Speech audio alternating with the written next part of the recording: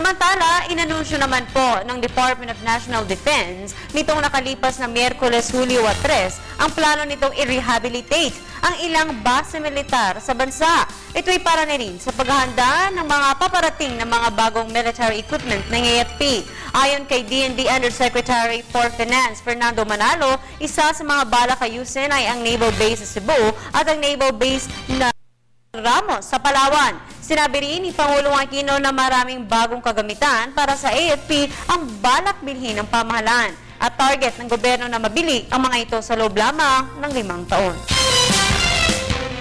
Kasi yung kasama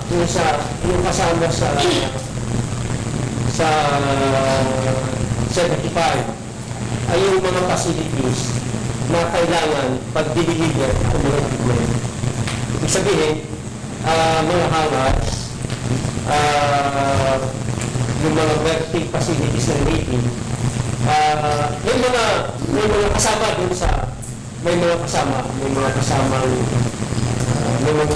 para dun sa mga infrastructure na kakailangan natin.